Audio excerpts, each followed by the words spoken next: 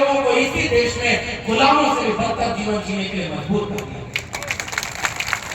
अगर हमारे लोगों को इंसान ही नहीं समझोगे, हमारे लोगों को बराबरी का सम्मान नहीं मिलेगा, तो ये देश हमारा कैसे बनेगा? और जिसको बहुत पीड़ा है वो तो बिहार में चला गया रैली करने, समझ गए कि नहीं? समझ गए। तो कैसी पीड़ा है? बिहार में जाकर अंग्रेजी बोल रहे, वहां जाकर विदेश में हिंदी बोलते। इस तरह से नहीं लड़ाई लड़ी जाती अन्याय और जुल्म के खिलाफ, ईमानदारी से लड़ाई लड़ी जाती है। हम ईमानदारी से इस देश को अच्छा देश बनाने के लिए, इस देश को सबका देश बनाने के लिए, इस देश में बाबा साहब डॉक्टर अंबेडकर के संविधान को अपने हाथ में लेकर के अंतिम हद तक लड़ेंगे कि जाति के नाम पर न कोई बड़ा होगा और जाति के नाम पर न कोई छोटा होगा, सब बराबर होंगे। बाबा साहब के संविधान के नाम पर हम लड़ाई लड़ेंगे। और जब हम यहाँ आए, इस मंच को भी देखो आप, 90% कमेरा हमें ये गमछा मिला जिसमें एक क्रांति का रंग नीला और दूसरा कुदरत और प्रकृति से जुड़े कमेरों का रंग है पीला।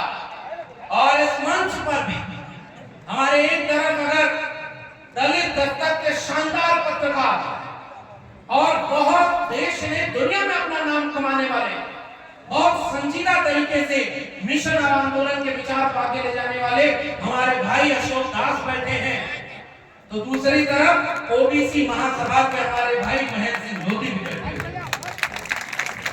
एक तरफ आरडी प्रजापति जी बैठे हुए हैं, तो दूसरी तरफ कुशवाहा जी बैठे हुए हैं। और ये बहुजनों का मंच है।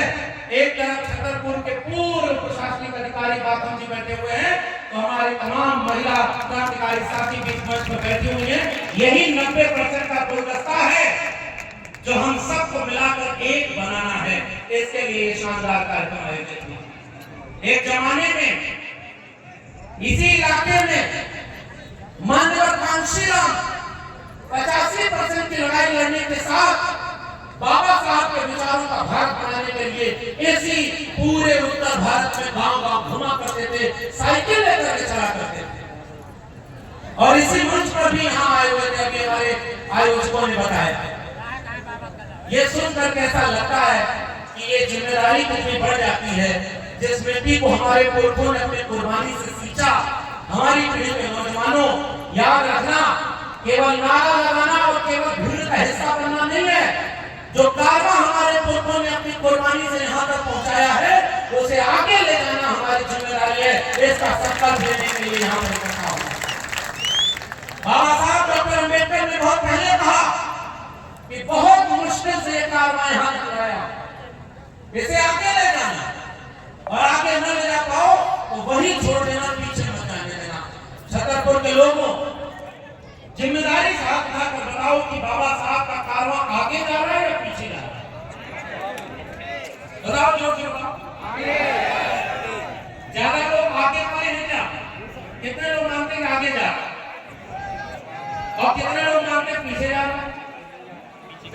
अब मैं अगर कहूं कि आगे जाने का मतलब आपका क्या है, कहां आगे गया बताओ? अमेरिका गया, लंदन गया कि जापान चला गया, कहां है? क्योंकि इस देश में तो आपकी कहीं सरकार नहीं है। कहां आगे गया? सुप्रीम कोर्ट में आप अपना जज बना लेंगे क्या?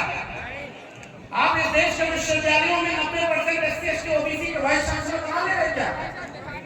जिसकी जितनी संख्या भारी उसकी उतनी हिस्सेदारी, यानी 100 में 90। हमारे पुरखों का नारा था कि 100 में 90 शोषित हैं, शोषितों ने ललकारा है, धन धरती और राजपाट में 90 भाग हमारा है। तो बताओ, धन धरती और राजपाट में 90 भाग हुआ क्या? इसका मतलब गलत समझ रहे थे कि नहीं? मीलों पीछे आपका कारवां लेके जाया जा रहा और आपको पता ही नहीं। आपका सरकार नहीं है। और छतरपुर यहाँ आबादी 90% किसकी है? क्या बताना? आपके इलाके में 90% आबादी किसकी है? हमारी है। और यहाँ का सांसद कौन? यहाँ के नेता कौन? अब समझदार को इशारा काफी।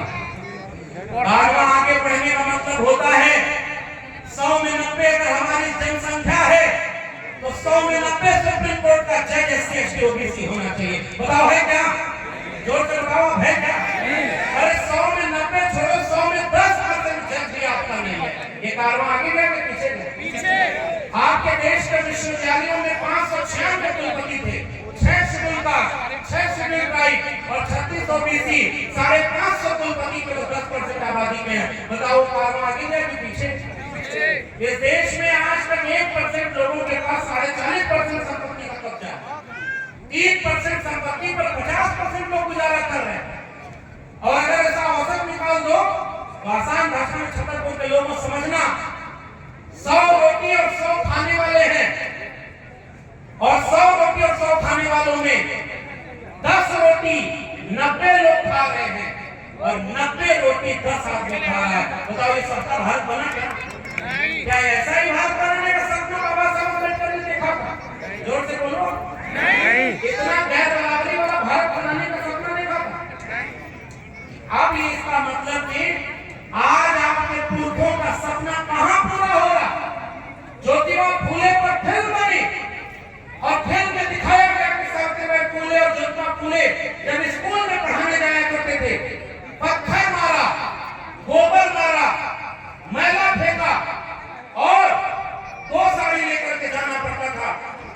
2025 में जब वो फिल्म बनी तो सेंसर बोर्ड इस पर कैंची चला दिया कि ये वाला सीन न दिखाओ, नहीं तो हमारी भावना आहत हो जाएगी, और उस पर सेंसर बोर्ड की कैंची लग गई।